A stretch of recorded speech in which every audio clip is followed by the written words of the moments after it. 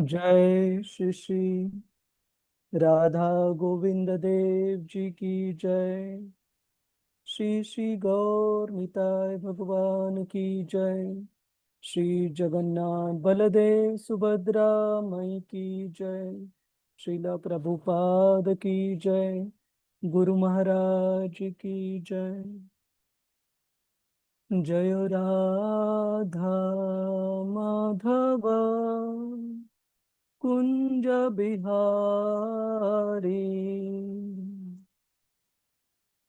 जय राधा माधव कुंज बिहारी। जय गोपी जन वल्लभ गिरिवरधारी।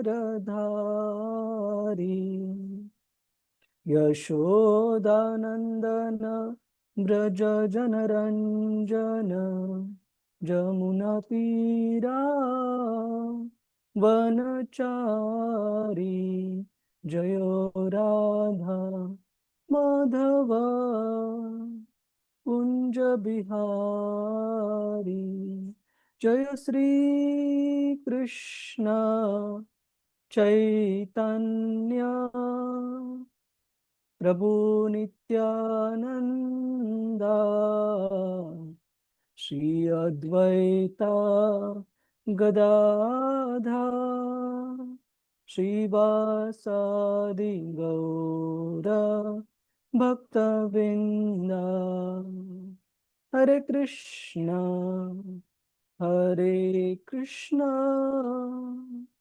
कृष्ण कृष्ण हरे हरे, हरे राम हरे राम, राम राम हरे हरे।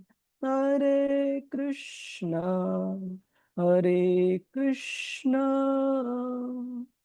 कृष्ण कृष्ण हरे हरे। हरे राम हरे राम, राम राम हरे हरे। हरे कृष्णा कृष्ण कृष्ण हरे हरे। हरे राम हरे राम, राम राम हरे हरे। जय राधा गोविंद, राधा गोविंद श्री राधे। जय गौरानिताय जय गौरानिताय जय गौरानिताय जय गौरानिताय। जय जय प्रभुपाद प्रभुपाद प्रभुपाद। जय जय गुरुदेव गुरुदेव गुरुदेव। हरिनाम संकीर्तन की जय। श्रील प्रभुपाद की जय। गुरु महाराज जी की जय। ओम नमो भगवते वासुदेवाय। ओम नमो भगवते वासुदेवाय। ओम नमो भगवते वासुदेवाय। नारायणं नमस्कृत्य नरं चैव नरोत्तमं देवीं सरस्वतीं व्यासं ततो जयमुदीरये। नष्टप्रायेषु अभद्रेषु नित्यं भागवत सेवया भगवतीरुत्तमश्लोके भक्तिर्भवति नैष्टिकी। कृष्णाय वासुदेवाय देवकी नंदनाय च नन्दगोपकुमाराय गोविन्दाय नमो नमः। ॐ अज्ञानतिमिरन्धस्य ज्ञानाञ्जनशलाकया चक्षुरुन्मिलितं येन तस्मै श्रीगुरवे नमः। श्रीचैतन्यमनोभीष्टं स्थापितं येन भूतले स्वयं रूप कदा मह्यं ददाति स्वपदान्तिकं। वन्देऽहं श्रीगुरो श्रीयुतापदकमलं श्रीगुरोन् वैष्णवांश्च। श्रीरूपं सागरजाता सहगना रघुनाथान्वितं तं सजीवं साद्वैतं सावधूतं परिजनसहितं कृष्णचैतन्यदेवं श्रीराधा कृष्णपदान् सहगना ललिता श्रीविशाखान्वितांश्च। हे कृष्ण करुणा सिन्धु दीनबन्धु जगत्पते गोपेश गोपिकान्त श्रीराधाकान्त नमोऽस्तुते। तप्तकाञ्चन गौराङ्गी श्रीराधे वृन्दावनेश्वरी वृषभानुसुते देवी प्रणमामि हरिप्रिये।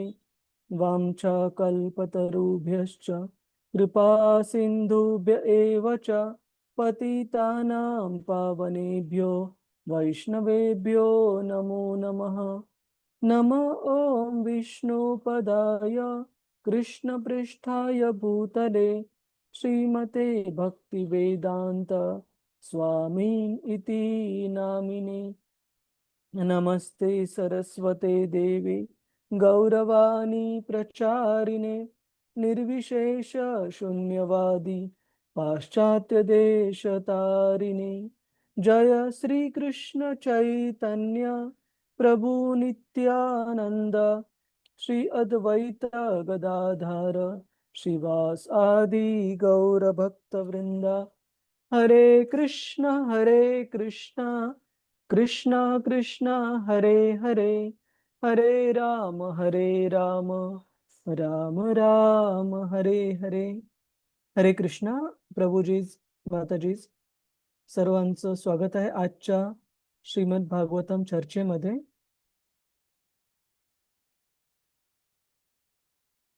आपण मागच्या वेळेस पाहिलं परीक्षित महाराजांना ब्राह्मण पुत्र शमीक ऋषींचा पुत्र शृंगी यांनी दिलेला शापाबद्दल आपण अध्याय सुरू केलेला आहे। आणि आपण त्या अध्यायाच्या सुरुवातीला सूत गोस्वामी सांगताना पाहतो की कशा प्रकारे साक्षात मृत्यू 7 दिवसांवर येऊन ठेपला असताना पण परीक्षित महाराज हे अशा कठोर परीक्षेच्या वेळेला थोडेही घाबरले नाहीत। श्रीमद भागवतम सांगते दुसऱ्या श्लोकामध्ये, आणखी म्हणजे परीक्षित महाराजांनी स्वतःला भगवंतांच्या चरणी सदैव समर्पित केलेले होते। त्यामुळे ब्राह्मण पुत्राच्या कोपामुळे सर्पदंश आणि त्यातून प्राणनाशाचा प्रसंग ओढावला तरी त्यामुळे त्यांना भय वाटले नाही अथवा त्यामुळे ते संमोहितही झाले नाहीत। आणि श्लोक क्रमांक 4 मध्ये आपण याचं गमक पाहिलं की कशा प्रकारे भागवताच्या अनुसार कोणत्या प्रकारच्या व्यक्तींना अशा मृत्यूच्या कठीण समय पण कोणताही संभ्रम निर्माण होत नाही किंवा कोणताही भय वाटत नाही।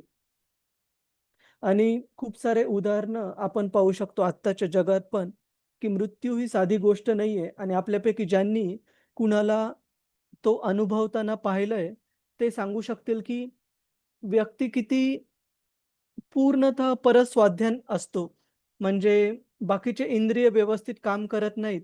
आणि जर नैसर्गिक मृत्यू असेल तर एक एक इंद्रिय निकामी होत राहतात। आणि कशा प्रकारे अशा वेळेस भगवंतांना स्मरण करणं ही सोपी गोष्ट नाहीये, कारण अनंत साऱ्या वेदना मनुष्याला होत असतात। आणि दुसऱ्यांनी मदत करून पण एखाद्या व्यक्तीला भगवंतांचं नामस्मरण करणं किंवा उच्चारणं खूप अवघड होऊन बसतं. तर हा चौथा श्लोक आपण एकदा अजून आज म्हणूया. खूप महत्वाचा आहे आणि आपल्याला जमल्यास पाठ करण्याचा पण प्रयत्न करा प्रभुजीच माताजीच. कृपया म्हणण्याचा प्रयत्न करा.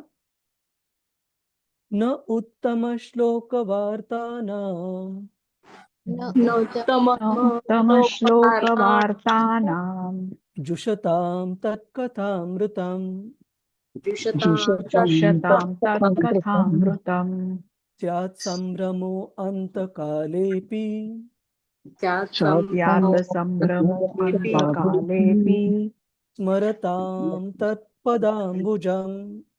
स्मरतां तत्पदाम्बुजम्. तर सुरुवात होते न उत्तम श्लोक वार्तानाम. न म्हणजे नाही आणि उत्तम श्लोक म्हणजे भगवंत कृष्णांना संबोधून हा शब्द म्हटला जातो. असे व्यक्ती ज्यांना की खूप छान, सुंदर, उत्तम अशा श्लोकांनी वर्णिलं जातं. ज्यांचं वर्णन उत्तम श्लोकांनी केलं जातं वैदिक ग्रंथामध्ये. तर अशा भगवंतांच्या वार्तांना, भगवंतांबद्दलच्या कथांमध्ये जो कोणी नियमित जोडलेला आहे, ज्यामध्ये लीन झालेला आहे, अशा व्यक्तीला स्यात् संभ्रमो अंतकालेपी. अशा व्यक्तीला अंतकाळी मृत्यूच्या वेळेला कोणताही संभ्रम होणे. संभ्रम होण्याचा अर्थ काय प्रभुजीच माताजीच? की संभ्रम होणे म्हणजे असं म्हटलं जातं की मृत्यूच्या वेळेला व्यक्तीला त्याच गोष्टी लक्षात येतात ज्याला आपण आसक्त राहिलेलो आहोत पूर्ण आपल्या जीवन काळामध्ये.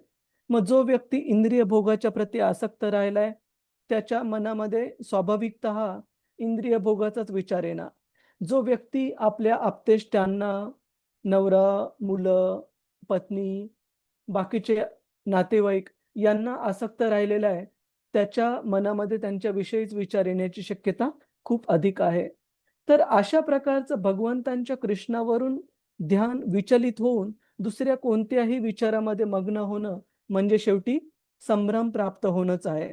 तर अशा व्यक्तीला ज्याने की कृष्ण कथेमध्ये स्वतःला नियमितपणे जोडलेला आहे, स्वतः नियमितपणे लीन राहिलेला आहे त्याच्या जीवनामध्ये, मृत्यूच्या वेळेला कोणताही संभ्रम म्हणजे दुसऱ्या ठिकाणी चित्त विचलित होत नाही. आणि स्मरतां तत् पदांबुजम. आणि असा व्यक्तीच केवळ आणि केवळ भगवंतांच्या चरण कमळांना कोणत्याही संभ्रमाशिवाय मृत्यूच्या समयी आठवू शकतो, स्मरण करू शकतो. तर खूप खूप सुंदर श्लोक आहे. सूत गोस्वामी सांगत आहेत की कशा प्रकारे परीक्षित महाराजांनी ही स्थिती का प्राप्त केली? कारण त्यांनी भगवंतांच्या कथेमध्ये स्वतःला लीन करून घेतलं त्या शेवटच्या दिवसाच्या तयारीसाठी. आणि आपण बाकीचे जे संत महात्मे आहेत जसं तुकाराम महाराज, त्यांची पण एक ओवी पाहतो की एवढ्यासाठी सगळा केला खटाटोप, शेवटचा दिवस गोड व्हावा. तर खूप महत्वाचं आहे या परीक्षेसाठी स्वतःला तयार करणे आणि ती तयारी 1 दिवस किंवा 2 दिवस नाही, पूर्ण जीवनकाळ व्यापली पाहिजे. का? कारण आपल्याला माहिती नाही की आपली परीक्षा कधी आहे. कुणाला माहिती आहे का प्रभुजीज माताजीज आपल्यापैकी? परीक्षित महाराजांना 7 दिवस होते आणि आपल्याला हे पण माहीत नाही की आपल्याजवळ 7 मिनिट आहेत का? 7 सेकंद आहेत का? ते पण आपण खात्रीने सांगू शकत नाही. तर आपण पुढे जाऊ. कुणाचा काही प्रश्न आहे का? प्रभुजीज माताजीज हरे कृष्ण. ठीक आहे. आपण पुढे जाऊ. श्लोक क्रमांक 5. कृपया म्हणण्याचा प्रयत्न करा.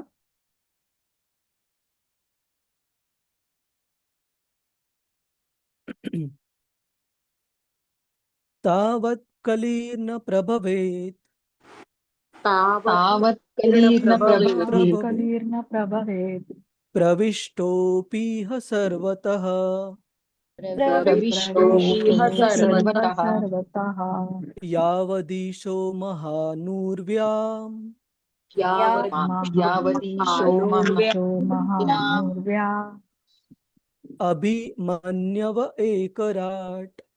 अभिमन्यव एकराट्. एकराट्.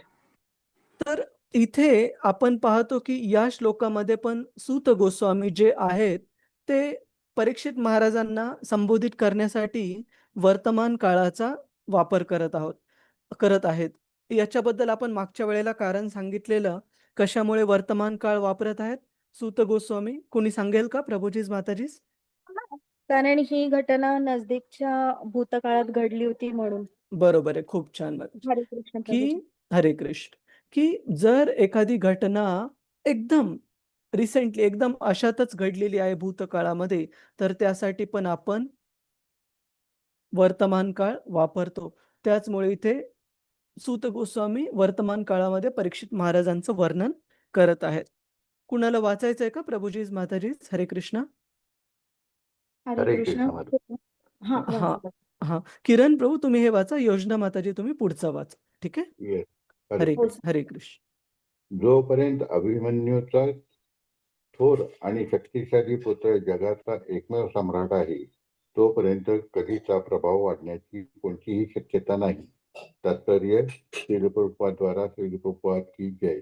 आम्ही पूर्वीच स्पष्ट केल्याप्रमाणे पृथ्वी तलावर कलीचा प्रवेश फार पूर्वीच झाला होता आणि आपला प्रभाव जगात सर्वत्र पसरविण्याची संधी तो शोधत होता. तथापि परीक्षित महाराजांच्या उपस्थितीत त्याला तसे काही करता येईना. उत्तम राज्यकारभाराची रीत ही अशी असते. कलीसारख्या उचापतखोर शक्ती आपल्या घृणास्पद हालचाली वाढविण्याची सारखी खटपट करीत असतात, परंतु त्यांना पायबंद घालणे हे समर्थ शासनाचे कर्तव्य आहे. परीक्षित महाराजांनी कलीला राहण्यासाठी स्थान दिले हे खरे, परंतु कलीच्या प्रभावाने वाहून जाण्यासाठी नागरिकांना मात्र कसलीही संधी त्यांनी दिली नाही. हरे कृष्ण प्रभुजी. हरे कृष्ण. श्रील प्रभुपाद की जय. जय. तर आपण पाहतो की कशा प्रकारे कलिपुरुषाने अगोदरच प्रवेश केला होता पृथ्वी लोकावर. कुणी सांगेल का प्रभुजीज माताजीज एक्झॅक्टली कधी प्रवेश केलेला? आपण याच्यावर चर्चा केलेली आहे. एक्झॅक्टली तो काळ कोणता ज्यावेळेस कलीने पृथ्वीवर प्रवेश केला? भगवान श्रीकृष्णांनी देहत्याग केला तेव्हा. बरोबर. ज्यावेळेस भगवंत या पृथ्वीवरील लीला संपवून त्यांच्या भगवत धामामध्ये परतले, त्याच क्षणी कलिपुरुषाने प्रवेश केला. परंतु भागवत सांगतं की जोपर्यंत पांडवांचे महान वंशज महाराज परीक्षित यांचं राज्य सुरू होतं, परीक्षित महाराज एवढे केवळ महान भक्तच नव्हते, तर महान शासक पण होते, की त्यांनी केवळ स्वतःचीच काळजी घेतली नाही आध्यात्मिक प्रगतीसाठी, तर त्यांनी आपल्या सर्व प्रजाजनांची काळजी घेतली भौतिक आणि आध्यात्मिक प्रगतीसाठी. आणि ही काळजी घेतली की कलीला ते संधी, कलिपुरुषाला ते संधी उपलब्ध करून देणार नाहीत आपला प्रभाव पसरवण्याची त्यांच्या राज्यामध्ये. जेणेकरून त्यांनी अशी जागा कलीला राहण्यासाठी दिली, जिथं 4 धर्माच्या स्तंभांचं पालन होत नाहीये, अधर्माचं कार्य होत आहे. आणि 5वी जागा अशी दिली, ज्या ठिकाणी सोनं हे अधिक मात्रेमध्ये एकत्रित केलेलं आहे. तर अशा प्रकारे कलिपुरुषाचा प्रभाव वाढू नये यापासून त्यांनी आपल्या प्रजाजनांची काळजी केली. हे कोण सांगत आहे प्रभुजीज माताजीज? हा श्लोक सूत गोस्वामी. सूत गोस्वामी, बरोबर. श्लोक क्रमांक 6. यस्मिन्नहनि यर्हेव यस्मिन् हविर्हेव भगवान उत्ससर्जगाम भगवान् भगवान उत्सर्जगाम उत्सर्जगाम तदैवैहानिवृत्तोऽसौ तदैवेहानिवेहातोऽसा अधर्म प्रभवः कलिः. अधर्म प्रभव कलिः. हरे कृष्ण. योजना माताजी. हरे कृष्ण. हरे ज्या दिवशी आणि ज्या क्षणी भगवान श्रीकृष्णांनी या पृथ्वीचा परित्याग केला, त्या दिवशी आणि त्याच क्षणी अधर्माला चालना देणाऱ्या कलीने जगात प्रवेश केला. तात्पर्य: स्वतः भगवंत आणि त्यांचे नाम, गुण इत्यादी सर्व एकरूपच आहेत. भगवंतांच्या उपस्थितीत कलीला पृथ्वीवर शिरकाव करणे शक्य नव्हते. अगदी त्याचप्रमाणे जर भगवंतांच्या नामगुण यशाधिकांचे सतत स्मरण होऊ शकेल अशी काही योजना झाली तर येथे कलीला प्रवेश मिळण्याची संधी नसेल. कलीला जगातून बहिष्कृत करण्याचे हे तंत्र आहे. आधुनिक मानव समाजात प्राकृतिक विज्ञानाने फार मोठी प्रगती केली आहे आणि अवकाशातून ध्वनिक्षेपण करण्यासाठी रेडिओ शोधून काढण्यात आलेला आहे. अशा रेडिओवरून इंद्रिय भोगासाठी काही उपद्रवी ध्वनी प्रक्षेपित करण्याऐवजी भगवंतांचे पवित्र नाम, यश, गुण या संबंधातील भगवद्गीता व भागवतातील दिव्य वाणीचा प्रसार करण्याची सोय जर शासनाने केली तर अनुकूल वातावरण निर्माण होईल. जगात पुन्हा धर्मतत्वांची पुनर्स्थापना होईल आणि अशा रीतीने जगातून भ्रष्टाचाराला विनष्ट करण्याची शासकांची जी धडपड चालू आहे त्यात ते यशस्वी होतील. या जगातील कोणत्याही गोष्टीचा भगवंतांच्या सेवेत योग्य उपयोग करण्यात आला तर कोणतीही गोष्ट वाईट नाही. हरे कृष्ण. हरे कृष्ण. धन्यवाद. जय. जय. धन्यवाद मॅडम. तर इथे श्रीमद भागवतामध्ये ज्याप्रमाणे परीक्षित महाराजांनी कलीचा प्रभाव वाढण्यापासून रोखून धरला आपल्या राज्यामध्ये, त्याच प्रकारे एक सामान्य व्यक्ती पण आपल्या कुटुंबामध्ये, आपल्या घरामध्ये कलीचा प्रभाव येऊ नये म्हणून काय काळजी घेऊ शकतो त्याचा उपाय इथे सांगितलेला आहे. खूप सोपा आहे, पण करणं, आचरणात आणणं महत्वाचं आहे.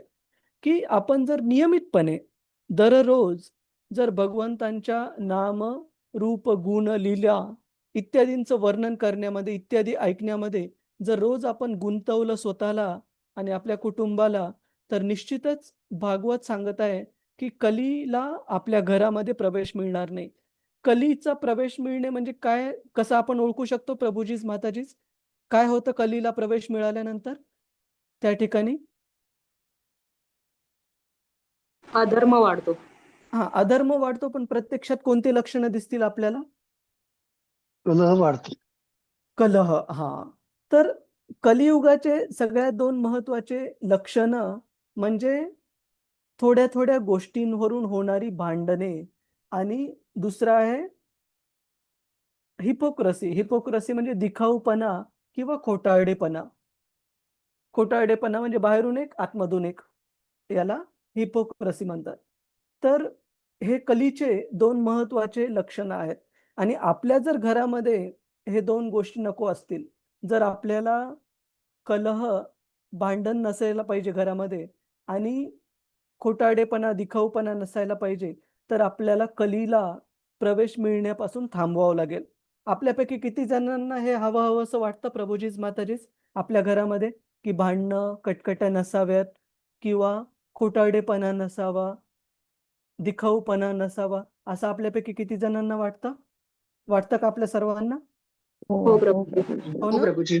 तर आपल्या निश्चित हातात आहे, जर आपण हा उपाय आचरणामध्ये आणला तर. 1 मिनिट द्या प्रभूजीच, माताजी, मला दरवाजा उघडू द्या. 1 मिनिट द्या.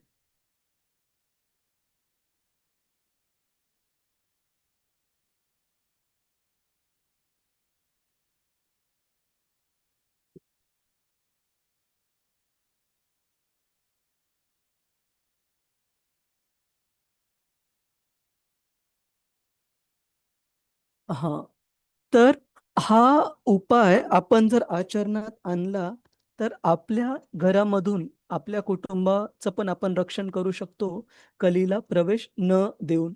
अशाच प्रकारे एक उपाय मागच्या पण अध्यायामध्ये सांगितलेला, जर आपल्याला मृत्यूपासून जर बचाव करायचा असेल, मागच्या काही अध्यायांपूर्वी कुणाच्या लक्षात आहे का प्रभूजीच, माताजीच, कोणता उपाय सांगितलेला सूत गोस्वामींनी? सोपा उपाय सांगितला. विचार धनाची करा. आवश्यकता. माताजी पुन्हा सांगा. धनाची योग्यरीत्या आवश्यकता, जास्त नाही. अच्छा, योग्य प्रकार म्हणजे पाहिजे तेवढंच. ओके. हो, हो, हो. पण मृत्यूला वाचवण्यापासूनचा हा नव्हता सांगित, म्हणजे माझ्या तरी लक्षात नाही. अजून कोणता दुसरा? जर ते भगवंताचं नाम स्मरण. हा संजना माता पुन्हा सांगा. भगवंतांचे नामस्मरण आयुष्यभर. हा बरोबर आहे, तो बरोबर आहे.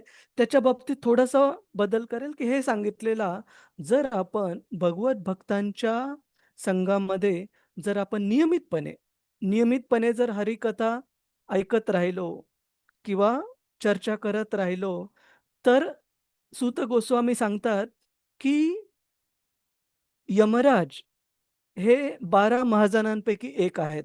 मृत्यूचे देवता आहेत.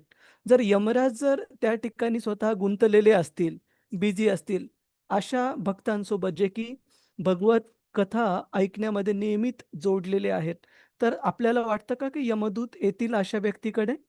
प्रभुजीच माताजीच. आणि हे मी नाही सांगत आहे, श्रीमद भागवत सांगत आहे. मग याचा अर्थ असा की भौतिक जगातच राहायचं? नाही.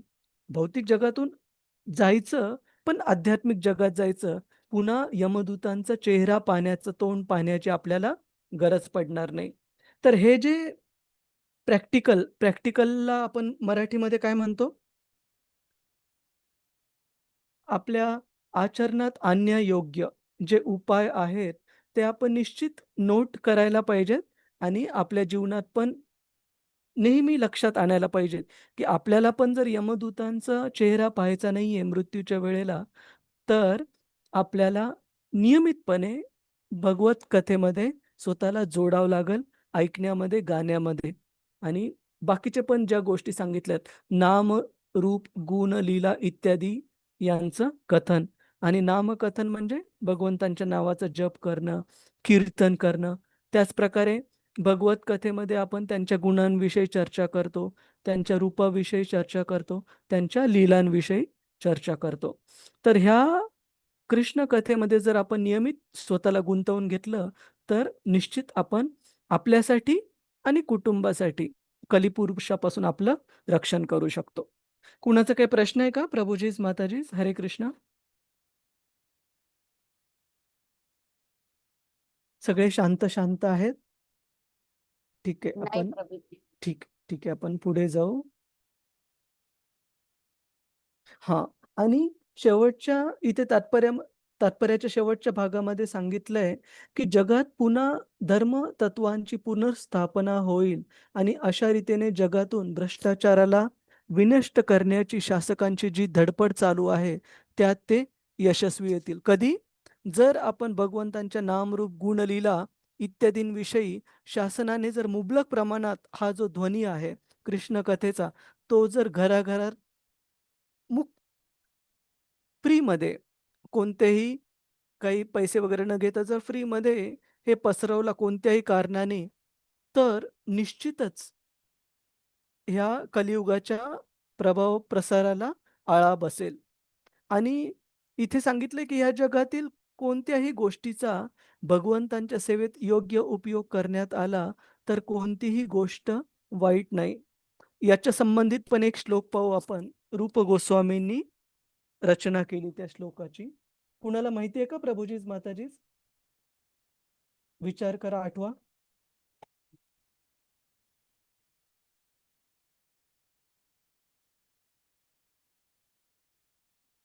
येस प्रभुजीज, माताजीज, विचार करा.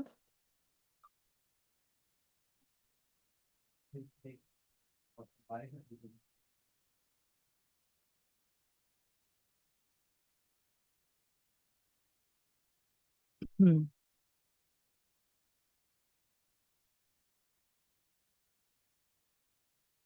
इथे पूर्ण श्लोक हा आहे. कृपया आपण सर्वांनी म्हणण्याचा प्रयत्न करा. हरे कृष्ण. अनासक्तस्य विषयान् अनासक्तस्य विषयान् यथार्हम् उपयुञ्जतः यथार्थम् उपयुञ्जतः उपयुञ्जतः निर्बन्धः कृष्ण संबंधे निर्बन्ध निर्बन्धः कृष्णसम्बन्धे युक्तं वैराग्यम् उच्यते. युक्तं युक्तं वैराग्यम् उच्यते. तर यामध्ये या श्लोकाचा मतितार्थ असा, की आपल्याजवळ असणारी प्रत्येक गोष्ट जर आपण कशा प्रकारे ती भगवंतांच्या संबंधित आहे, हे जर ओळखलं आणि भगवंतांच्या सेवेमध्ये जर त्याला जोडलं, तर कशा प्रकारे युक्त वैराग्य म्हणजे व्यक्ती त्या गोष्टीचा उपयोग भगवंतांच्या सेवेत करून अंततः भगवंतांना प्राप्त करू शकतो. त्याला युक्त वैराग्य म्हणतात. युक्त वैराग्य म्हणजे गोष्टी त्यागण्याची गरज नाहीये. त्या गोष्टीचा भगवंतांच्या संबंधामध्ये उपयोग समजून घेणे आणि भगवंतांच्या सेवेमध्ये त्याचा उपयोग करणे. कुणी कोणत्या गोष्टीचं उदाहरण देऊ शकतं का प्रभुजीज, माताजीज? असे बऱ्याचशा गोष्टी आहेत, की ज्या आपण भौतिकदृष्ट्या पाहायला गेलं तर भक्तीसाठी चांगल्या नाहीयेत. पण आध्यात्मिकदृष्ट्या व्यवस्थित समजून घेतलं त्याचा उपयोग, तर भगवंतांच्या सेवेमध्ये करू शकतो. विचार करा. माईक. माईक, ओके, हो बरोबर आहे. माईक आपण mobile laptop laptop, mobile, laptop बरोबर आहे. फक्त केअरफुल राहणं सोशल आवश्यक आहे. मीडिया. थोडी काळजी घेणं आवश्यक आहे, हो ना? नाहीतर भगवंतांच्या संबंधित आहे म्हणून आणि भगवंतांच्या संबंधासाठी 5-10 मिनिट वापर आणि बाकीचं 23-24 घंटे वापर आपल्या इंद्रिय भोगासाठी, याला काही अर्थ नाहीये. आपण काळजी घेणं आवश्यक आहे. मोबाईल, लॅपटॉप दान बाकी. हां, माताजी पुन्हा सांगा. प्रभूजी माझा आवाज येतोय. हां, सांगा. प्रभूजी आपण दान पण बोलू शकतो ना, की दान, आपण बरोबर दान आहे. देतो आणि काही काही ठिकाणी जे आहे ते म्हणजे पुजाऱ्यांच्या पर्सनल गोष्टींसाठी युज होतं वापरलं. आणि आपण देतो आध्यात्मिक गोष्टींचा विचार करून आणि बरोबर त्यांच्या आहे. वैयक्तिक गोष्टीसाठी ते वापरत येतं. हां, तर ह्या तीनही गोष्टी यज्ञ, दान आणि तप भगवद्गीतेत सांगितलेल्या तीनही आपण भगवंतांच्या सेवेमध्ये लावू शकतो. अजून कार प्रभूजी, कार वाहने.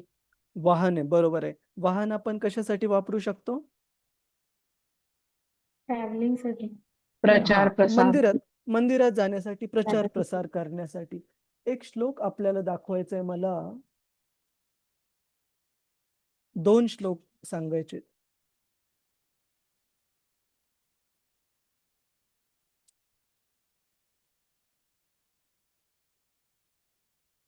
हा एक आहे आणि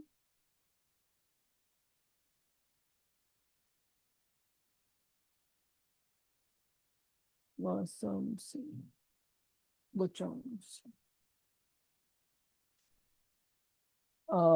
प्रतिरूपा माताजी किंवा पूजा माताजी, कोणता श्लोक आहे तो? अंबरीश महाराजांचा सवय पद, कृष्ण पद.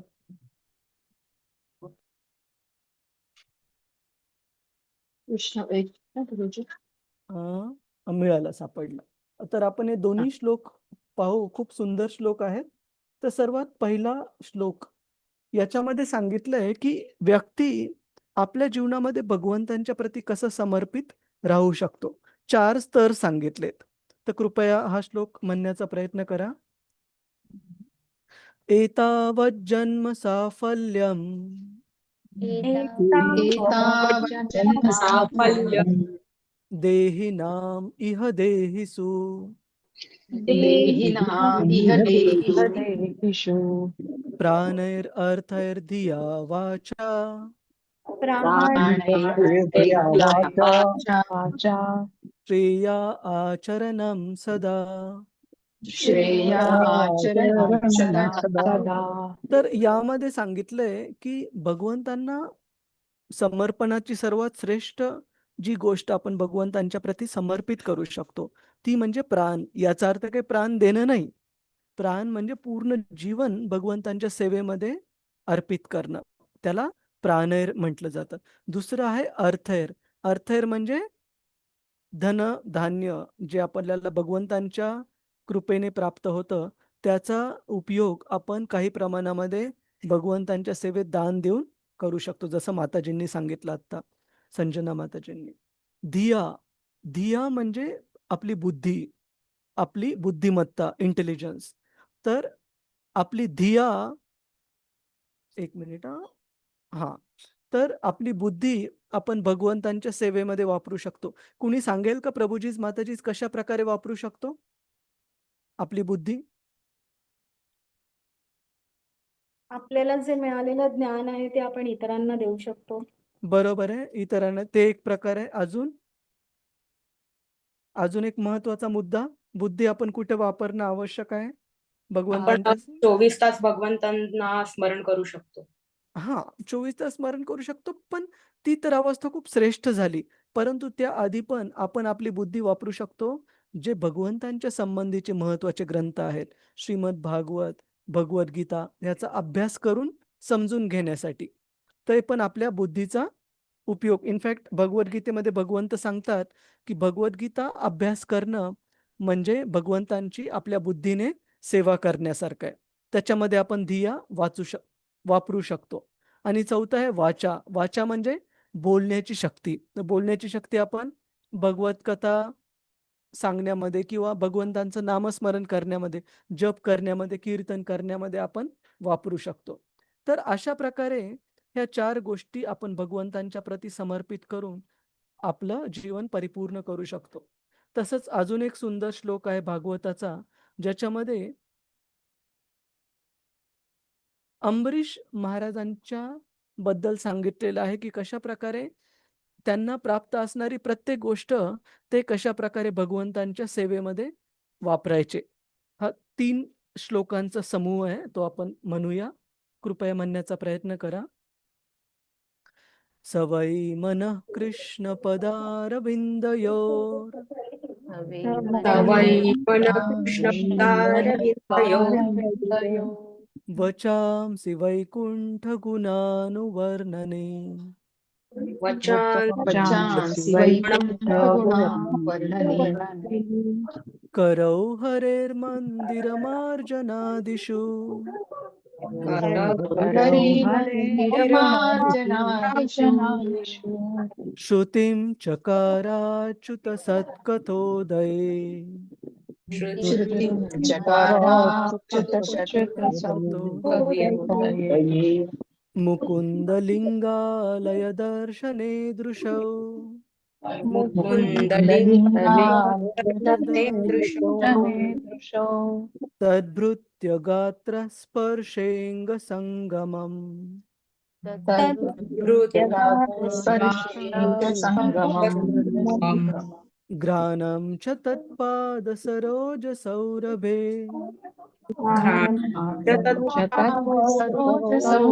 सौरभे श्रीमत्तुलस्या रसनां तदर्पिते श्रीमत्तुलस्यासनामर्पिते पादौ हरे क्षेत्रपदानुसर्पणे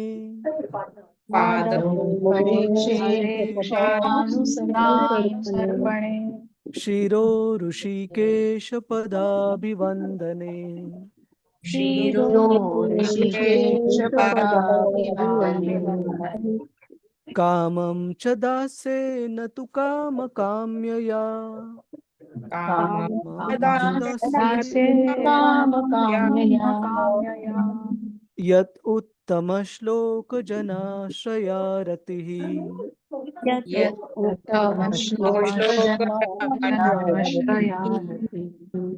तर या श्लोकांमध्ये सांगितलं आहे की कशा प्रकारे अंबरीश महाराज हे त्यांचा प्रत्येक इंद्रिय, प्रत्येक गोष्ट त्यांना प्राप्त झालेली कशा प्रकारे भगवंतांच्या सेवेमध्ये जोडायचे.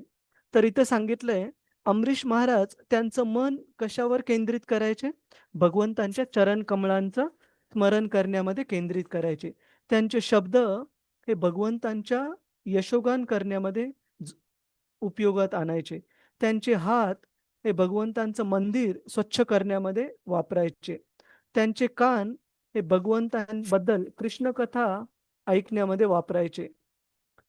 त्यांचे डोळे हे भगवंतांच्या सुंदर अर्च विग्रहांचं दर्शन घेण्यासाठी वापरायचे.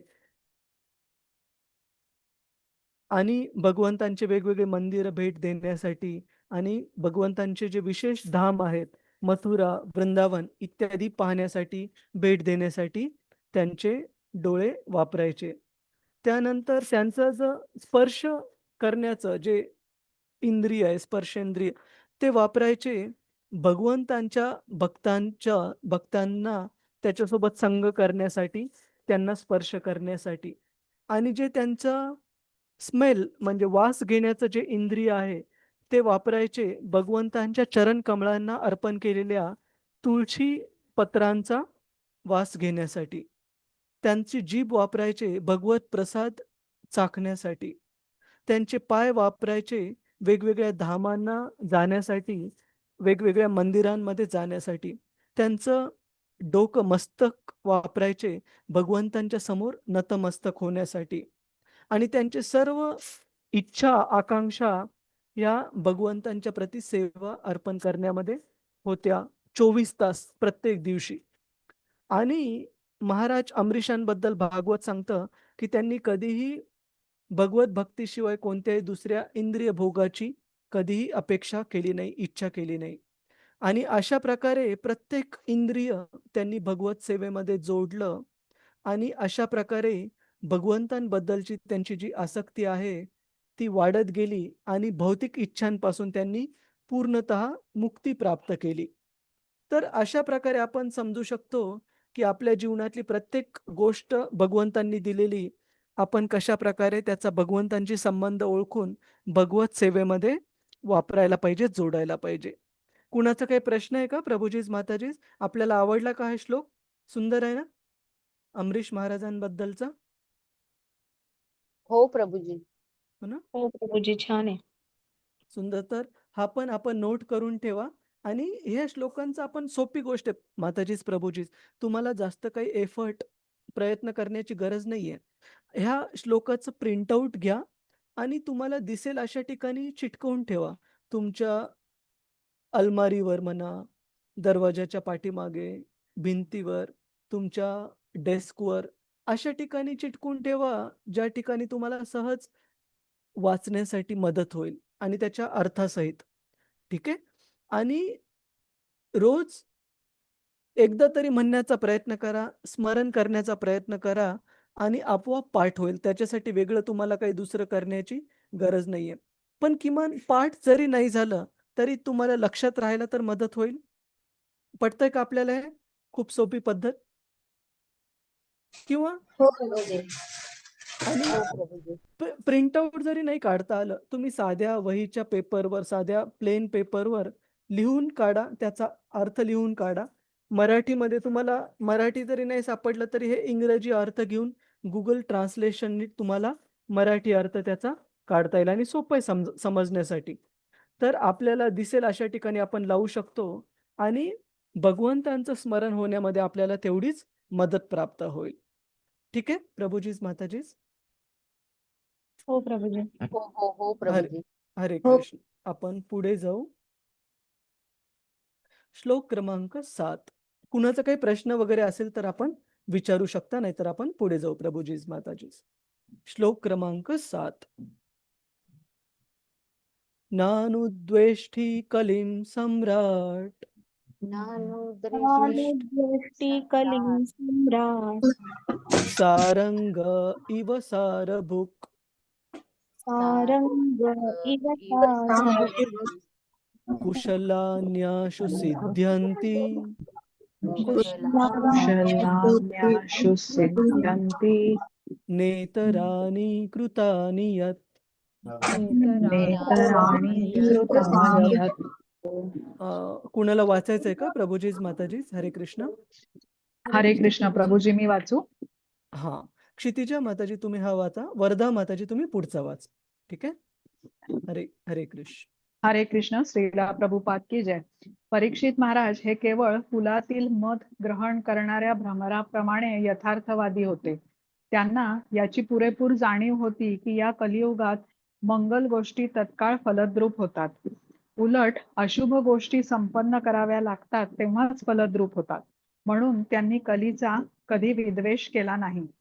तात्पर्य. तर आपण तात्पर्य सुरू होण्याच्या अगोदर कलियुगाचा खूप मोठा गुण इथे सांगितलाय प्रभूजीज, माताजीज भागवतामध्ये. सद्गुण कलियुगाचा सांगितलाय. कोणता आहे तो सद्गुण? की बाकीच्या युगांमध्ये आपण जर एखादी पापमय गोष्ट, पापमय कृती केवळ विचार जरी केला तरी ते पाप गृहीत धरलं जातं. परंतु कलियुगामध्ये जोपर्यंत ते पाप आपल्या हातून घडत नाही कृतीमध्ये, तोपर्यंत आपल्याला त्याचा जिम्मेदार धरल्या जात नाही. म्हणजे मानसिक जे अपराध आहेत, मनामध्ये विचार करून केलेले, ते माफ आहेत कलियुगामध्ये. परंतु याच्या उलट ज्या चांगल्या गोष्टी आहेत, भगवत सेवेच्या गोष्टी आहेत, त्या आपल्याला विचार करण्यापासून म्हणजे जस्ट उदाहरणार्थ आपल्यापैकी कोणी विचार केला, की "अरे, किती सुंदर आहे भागवत. मी पूर्ण भागवत जर अभ्यास केला तर किती छान होईल." ह्या विचाराने पण आपल्याला त्याचं फळ मिळण्यासाठी सुरुवात होईल. आपण जर विचार केला, की "अरे, जस्ट मला थोडा व्यवस्थित वेळ मिळाला, पूर्णच्या पूर्ण भगवद्गीता खूप छान प्रकारे अभ्यास करायची मला." त्या विचारापासून आपल्याला त्याचं फळ मिळणं सुरू होईल. तर पापमय कृत्याबद्दल जोपर्यंत प्रत्यक्षात ते कृत्य आपल्या हातून घडत नाही, तोपर्यंत त्याचं कर्मफळ मिळणार नाही, शिक्षा मिळणार नाही. परंतु मंगलमय गोष्टींसाठी तुम्ही विचार करण्यास सुरुवात केल्यापासून आपल्याला त्याचं फळ प्राप्त होईल. तर आहे का नाही प्रभुजीच, माताजीच खूप चांगला गुण हा कलियुगाचा? मान्य आहे हो. आपल्याला? हो हो, हो हो. प्रभूजी. तर हो प्रभूजी. याचा दुसरा अर्थ असा, की आपण किती काळजी घेणं आवश्यक आहे आपल्या विचारांबद्दल. आपल्या जर तुम्ही म्हणाल, की "प्रभुजी, चुकीचे विचार केल्याने कर्मफळ थोडीच मिळत आहे. आपल्याला ते तर माफ आहे." पण एक प्रॉब्लेम आहे चुकीचा विचार करण्याचा. कोण सांगेल? एक प्रॉब्लेम आहे मोठा. विचार करा, प्रयत्न करा. चुकलं तरी काही हरकत नाही. चुकीचे विचार करण्याचा हां. चेतना हां, खराब होईल प्रभूजी.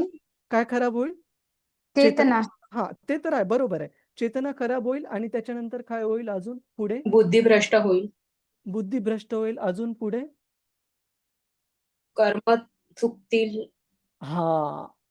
ते विचार राहणार नाहीत, प्रभुजीच माताजी. जे विचार आपण अधःपतनाने. नेहमी जे विचार आपण नेहमी करत राहतो, ते आपल्या आचरणात येण्याची जास्त शक्यता आहे. मान्य आहे का आपल्याला ही गोष्ट? हो, हो ना? प्रभूजी. कारण असं म्हटलं जातं, की विचार हे अंततः आपल्या कृतीमध्ये येतात. जर आपण नियमित ते करत राहिलो, तर ही गोष्ट काळजी घेणं आवश्यक आहे, की चुकीच्या विचारामध्ये गुंतू नये आणि त्याच्यासाठी सगळ्यात चांगला मार्ग हा, की भगवत कथेमध्ये, भगवंतांच्या विचारामध्ये जर आपण नियमित बिझी राहिलो, गुंतलेले राहिलो, तर आपल्याला चुकीचे विचार डोक्यात आणण्यासाठी वेळ राहणार नाही. रिकामं डोकं हे काय आहे प्रभुजीच माताजीच? काय म्हणतो आपण त्याला? शैतानचं घर. हां, हां. Devil's workshop. भूताचं घर आहे. रिकामं डोकं ठेवणं म्हणजे आपण नाही त्या गोष्टींना आमंत्रण देणं आहे. त्याच्यामुळे सगळ्यात सोपी गोष्ट कलीपासून संरक्षण करण्यासाठी आपलं जे डोकं आहे, नियमितपणे भगवंतांची कशाप्रकारे सेवा करता येईल याच्यामध्ये गुंतलेलं पाहिजे. उदाहरण देतो, माताजींना संकोच वाटायला नको, पण रतिरूपा माताजींचं पहा, रात्री किती वाजता त्यांचे मेसेज येतात, "प्रभूजी उद्या क्लास आहे का? काय आहे का?" मी विचार करतो, की रात्री झोपताना आणि पहाटे उठल्यानंतर माताजींचं फॉलोअपच सुरू असतं. म्हणजे खूप चांगली गोष्ट आहे, की अशा प्रकारे कोणत्या ना कोणत्या कारणाने, येन केन प्रकारेण मन कृष्ण निवेशयेत. या प्रकारे किंवा त्या प्रकारे आपलं मन हे भगवंतांच्या सेवेमध्ये जर आपण नियमित जोडलं, तर आपल्या जीवनामध्ये निश्चित आपण जीवनाच्या शेवटी कृष्णाला प्राप्त करू शकतो. तो श्लोक आपण एकदा पाहू. "येन केन प्रकारेण मन कृष्ण निवेशयेत."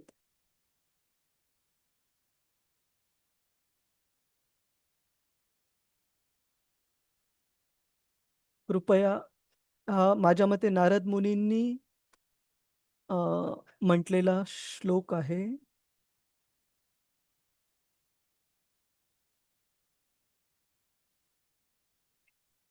वन टू अ, हां, भक्ती रसामृत सिंधू 1 to 4.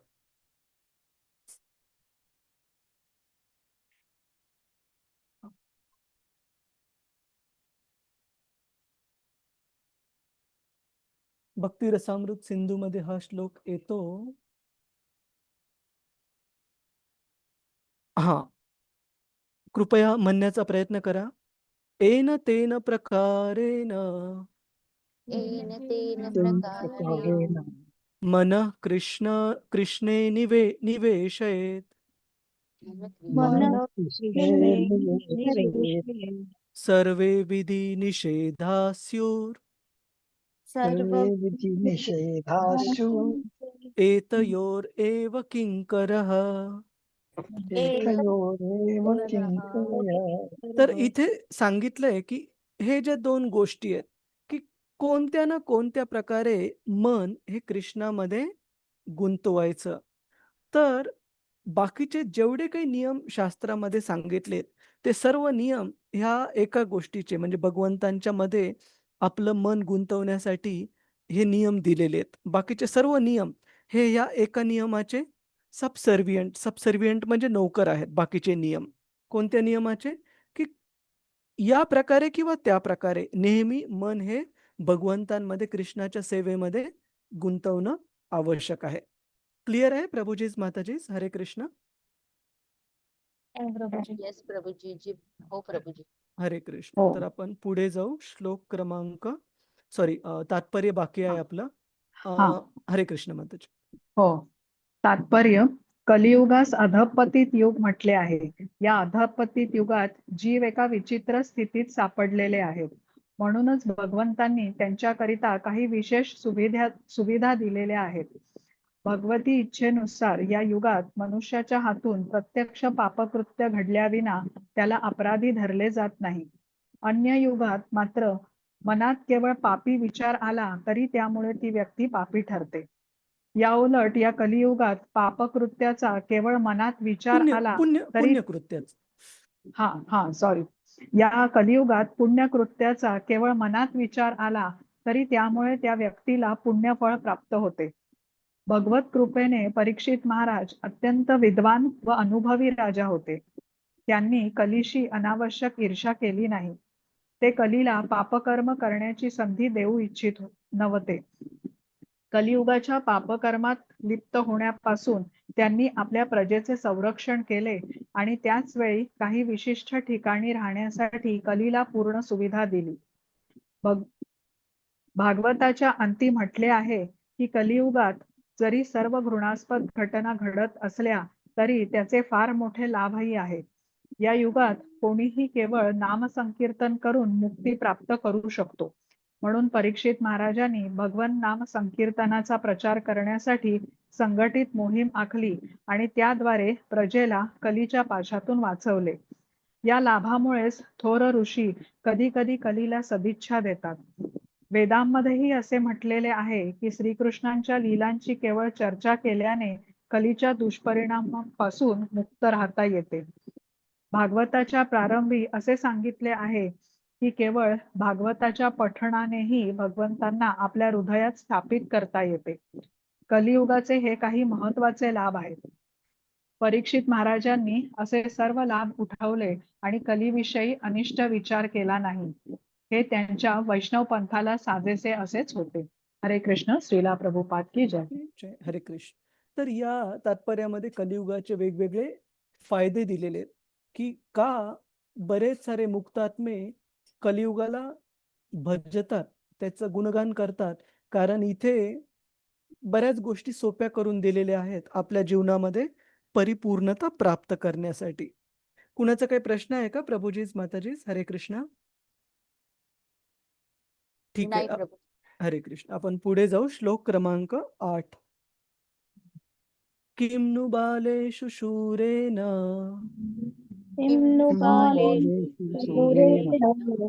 कलिनाधीरभीरुना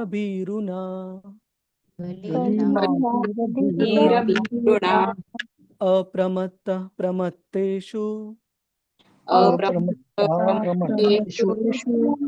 यो वृको नृषु वर्तते. हरे कृष्ण. वरदा माताजी वाचायचं का तुम्हाला? हरे कृष्ण. प्रणाम प्रभूजी. दंडवत. शिला प्रभुपाद की जरा, शिला प्रभुपाद थोडस की मोठ्याने ठीक आहे प्रभूजी. महाराज परीक्षिताने असा विचार केला की अप्रबुद्ध लोकांना कली हा शक्तिशाली वाटेल, परंतु आत्मा संयमी लोकांनी त्याला भिण्याचे काही कारण नाही. राजा एखाद्या बलवान वाघासारखा होता आणि तो प्रमत्त लोकांची काळजी घेत असेल. तात्पर्य जे भगवंताचे भक्त नाही ते प्रमथ आणि अप्रबुद्ध आहेत. पूर्णपणे बुद्धिमान असल्या विना मनुष्य भगवंताच्या भक्त असू शकत नाही. अभक्त लोक कलीच्या योजनेला बळी पडतात.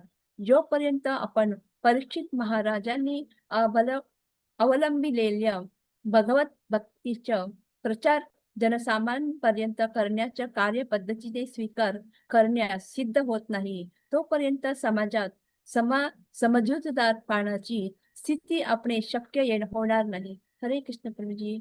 हरे कृष्ण. धन्यवाद प्रभुजी. धन्यवाद माताजी. धन्यवाद. श्रील प्रभुपाद की जय. तर इथे सांगितलंय की अप्रबुद्ध लोकांना, अप्रबुद्ध म्हणजे ज्यांची बुद्धी कमी आहे, ज्यांची बुद्धिमत्ता कमी आहे, अशा लोकांना कली हा खूप अवघड वाटेल, की ज्याला पार करणं अवघड आहे, ज्याच्या प्रभावापासून स्वतःला वाचवणं खूप जवळपास अशक्य आहे, असं कमी बुद्धिमान लोकांना वाटू शकेल. परंतु जे खरेच बुद्धिमान आहेत, ते भागवतात सांगितलेल्या ह्या उपायांचा फायदा घेतील, उपायांचा उपयोग करतील आणि कलीपुरुषाला आपल्या जीवनात प्रभाव वाढवण्यापासून रोखून धरतील आणि ह्याच जन्मामध्ये भगवत धामात पण जाऊ शकतील, जर त्या कलियुगाचा फायदा घेतला. कसा फायदा घ्यायचा? की उदाहरणार्थ एक खूप कठीण परीक्षा आहे. भारतामध्ये खूप साऱ्या अवघड परीक्षा आहेत. UPSCची परीक्षा आहे, IASची किंवा MPSCची परीक्षा आहे किंवा IIT JEEची परीक्षा आहे. समजा आपल्याला जर एखादी ऑफर दिली, की सामान्यतः पासिंगचे मार्क समजा 50-60% असतील परीक्षेमध्ये. तुम्ही आज जर पेपर दिला, तर तुम्हाला 2% मार्कामध्ये पण परीक्षा पास होऊन मिळेल. आपण सर्व फायदा नाही का घेणार प्रभुजीज, माताजीज? तर कलियुग पण तसंच आहे, की ज्याच्यामध्ये कलियुग तर खूप साऱ्या दुर्गुणांनी भरलेला आहे, परंतु त्यामध्ये आपण केवळ आणि केवळ भगवंतांच्या नाम, रूप, गुण, लीला इत्यादींमध्ये स्वतःला जोडून कमी कालावधीमध्ये 20, 30, 40, 50, 60, 70 वर्षांमध्ये जर आपण व्यवस्थित याचं पालन केलं, तर आपण या जन्मामध्ये याची देही, याची डोळी भगवंतांना प्राप्त करू शकू. तर यासोबत आपण आजची चर्चा इथे कन्क्लूड करू, संपवू. कुणाचा काही प्रश्न आहे का? काही टीका टिप्पणी आहे का प्रभुजीज, माताजीज? हरे कृष्ण. हरे कृष्ण प्रभूजी. हरे कृष्ण माताजी. हां. प्रभूजी, आपण भागवतगीतामध्ये बघतो ना, की भगवंत सांगतात की सगळं जे आहे ते नष्ट होणार, फक्त माझं जे धाम आहे ते शाश्वत आहे, बरोबर. बाकी सगळं अशाश्वत आहे. तर प्रभूजी, आपण कधी कधी बघतो की आपण असं ऐकतो की की तुम्ही 12 ज्योतिर्लिंगला गेले तर मोक्ष मिळेल, किंवा कैलाश यात्रा केली तर मोक्ष. मग ते कोणत्या मोक्षाची बात करतात? ते जसं भगवंतांचं धाम जे आहे शाश्वत आहे, तसं महादेवांचं सुद्धा आहे, असं फरक काय आहे प्रभू? आहे. सी सगळ्यात पहिले हा मुद्दा समजून घ्यायला पाहिजे, की शास्त्र हे वेगवेगळ्या स्तराच्या लोकांना आकर्षित करण्यासाठी आणि अंततः त्यांना भक्तीच्या स्तरावर आणण्यासाठी आहेत. है ना? जसं आपण काही दिवसांपूर्वी उदाहरण दिलं होतं, की एक लहान मूल, जसं माझी जी लहान मुलगी आहे, तिने ज्यावेळेस पाहिलं, की तिच्या बहिणीला आम्ही ज्यावेळेस सोडवायला जायचो आणि हिच्या ॲडमिशनला सुरुवातीला गेलो, तर त्यांनी एक टॉफी दिली. दुसऱ्यांदा गेल्यावर पुन्हा वर्गात मिळाली, तर तिला असा समज झाला, की अरे, शाळेत गेल्यावर टॉफी मिळणार, मग आनंदाने सुरुवातीचे काही दिवस जाण्यासाठी. पण नंतर कळालं, की अरे, फक्त टॉफी घेऊन भागत नाही, ते बसावं पण लागतं. मग तिला थोडं जायला नकोसं वाटू लागलं. तसं वेगवेगळ्या प्रकारच्या, वेगवेगळ्या स्तरावरच्या भौतिक इच्छा असणाऱ्या लोकांना आकर्षित करण्यासाठी अध्यात्माकडे वेगवेगळे फलश्रुती दिले जातात. तर त्याच्यामध्ये हे पण आहे, की तुम्ही जर या व्रताचं पालन केलं, तर हे फळ प्राप्त होईल. त्याच्यामध्ये काही फळं भौतिकही आहेत, बहुतांश भौतिक आहेत आणि काही अध्यात्माच्या मार्गावरील पण आहेत. जसं की माताजींनी मुक्ती याच्याबद्दल सांगितलं. तर मुक्ती ह्या पण वेगवेगळ्या प्रकारच्या शास्त्रामध्ये सांगितल्यात माताजी, की एक निर्विशेषवादी मुक्ती म्हणजे भगवंतांच्या ब्रह्मज्योतीमध्ये, त्यांच्या शरीरातून निघणाऱ्या प्रकाशामध्ये लीन होणं, स्वतःला त्याच्यामध्ये लोप पाऊन टाकणं, मर्ज होणं, हे म्हणजे निर्विशेषवादी मुक्ती आहे. त्याशिवाय दुसऱ्या वैयक्तिक पर्सनल लेव्हलला मुक्ती पण आहेत, की जसं भगवंत आहेत त्या लोकामध्ये वास करणं, भगवंतांसारखंच रूप प्राप्त करणं, भगवंतांना ज्या प्रकारे ऐश्वर्य वेगवेगळे प्राप्त आहेत, त्या ऐश्वर्यांचं स्तर प्राप्त करणं किंवा भगवंतांच्या अस्तित्वामध्ये लोप पावणं. तर अशा प्रकारच्या वेगवेगळ्या प्रकारच्या किंवा भगवंतांचं सहचारी, सहयोगी म्हणून वास करणं, त्यांच्यासोबत राहणं, ह्या वेगवेगळ्या प्रकारच्या 5 पैकी 4 वैयक्तिक म्हणजे पर्सनल वैयक्तिक व्यक्ती स्तरावर मुक्ती आहेत आणि 5वी जी आहे ती निर्विशेषवादी भगवंतांच्या शरीरामध्ये लोप पावणं, ही पण एक प्रकारची निर्विशेषवादी मुक्ती आहे. तर मुक्तीचे वेगवेगळे प्रकार आहेत माताजी. तर ते आपण जसं पुढे-पुढे जाऊ तसं लक्षात येईल आणि हे पण पाहू आपण, की श्री चैतन्य महाप्रभू म्हणतात, की भगवंतांच्या भक्तासाठी कोणत्या मुक्तीची अपेक्षा करायला पाहिजे? तर शुद्ध भक्तीच्या स्तरावर सांगितलेलं आहे, की कोणत्याच प्रकारच्या मुक्तीची अपेक्षा नाही करायला पाहिजे. भगवंतांच्या सेवेमध्ये आपण जन्मोनजन्म राहू याची अपेक्षा करायला पाहिजे. ते सर्वश्रेष्ठ समजलं जातं, की भगवत सेवेमध्ये गुंतणं. मग भगवत सेवेमध्ये गुंतताना भगवंतांची इच्छा असेल, तर आपण आध्यात्मिक जगतामध्ये राहू. भगवंतांची इच्छा असेल, तर आपण भौतिक स्तरामध्ये राहून पण सेवा देऊ, त्यांच्या इच्छेनुसार. परंतु आपल्या बद्ध अवस्थेमध्ये आपल्याला भगवत धामात जाणं हे जास्त लाभदायक आहे. कारण जोपर्यंत भौतिक जगात आहोत, तोपर्यंत मायेमध्ये आपण जाऊ शकतो. आध्यात्मिक जगतामध्ये मायेपासून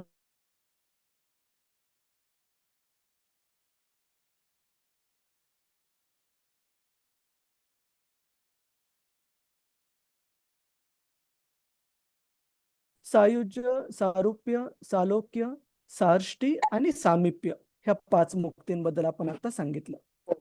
ठीक आहे? हो प्रभू. हो, धन्यवाद प्रभू. हरे कृष्ण. अजून कुणाचा काही प्रश्न आहे का प्रभूजीज, माताजीज? हरे कृष्ण प्रभूजी. हरे कृष्ण माताजी. मला विचारायचं होतं की आपण कोणाच्या म्हणजे मृत्यूच्या वेळी तिथे उपस्थित असताना त्यांच्यासाठी आपण हरे कृष्ण महामंत्र म्हटला तर त्यांना काही त्याचा लाभ होतो का? किंवा बिलकुल, त्यांनी बिलकुल. शरीर सोडल्यानंतरही त्यांच्यासाठी आपण म्हटलं तर त्यांचा लाभ पोचतो का त्यांच्यापर्यंत? बिलकुल होतो माताजी. असं सांगितलं जातं, जोपर्यंत व्यक्ती प्राण सोडत नाही ना, तोपर्यंत जर नॅचरल डेथ म्हणजे नैसर्गिक मृत्यू जर असेल, तर एक इंद्रिय निकामी होतात आणि त्याच्यामध्ये सर्वात शेवटी निकामी होणारं इंद्रिय म्हणजे कान. ठीक आहे? म्हणजे एखादा व्यक्ती कोमामध्ये जरी असेल, बाहेरून शुद्धीत जरी नसेल, तरी त्याला ऐकण्याचे इंद्रिय चालू राहतात. ठीक आहे? तर निश्चित आपण जर हरे कृष्ण महामंत्राचं कीर्तन केलं, जप केलं, त्यांना त्याचा फायदा होतो ऐकून. मग एखादा व्यक्ती गेला असेल तर काय? तर गेला असेल तरी पण आपण हरे कृष्ण महामंत्र कीर्तन करू शकतो. कारण आत्मा शरीर त्याग केल्यानंतर लगेच काही पुढच्या गंतव्य स्थानाला जात नाही. शरीराप्रती आसक्त असल्यामुळे काही काळ तिथे घुटमळत राहतो. काही दिवस पण. त्याच्यामुळे अंतिम संस्कार लवकर करायचं म्हणतात, जेणेकरून त्यांना सोयीस्कर व्हावं पुढे जाण्यासाठी. तर अशा वेळेस पण आपण कीर्तन वगैरे करू शकतो, जेणेकरून त्यांना त्यांच्या पुढच्या मार्गामध्ये खडतर होणार नाही, सोयीस्कर व्हावं.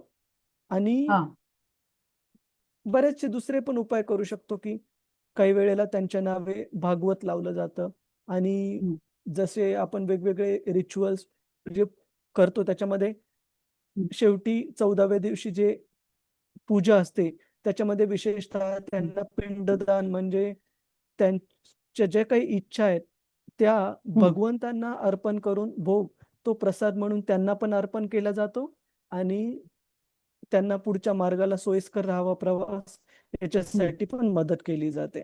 तर निश्चित त्यांना फायदा होईल माताजी. जाण्याच्या अगोदर आणि गेल्यानंतर पण. हरे कृष्ण. हो, हरे कृष्ण, हरे कृष्ण प्रभूजी. धन्यवाद माताजी. हरे कृष्ण. अजून कुणाचा काही प्रश्न आहे का प्रभूजीज, माताजीज? आणि खूप खूप धन्यवाद.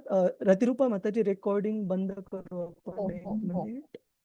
हरे कृष्ण प्रभूजी, चालेल ना? हरे कृष्ण. दंडवत पूजा माताजी. यस माताजी. प्रभूजी, एक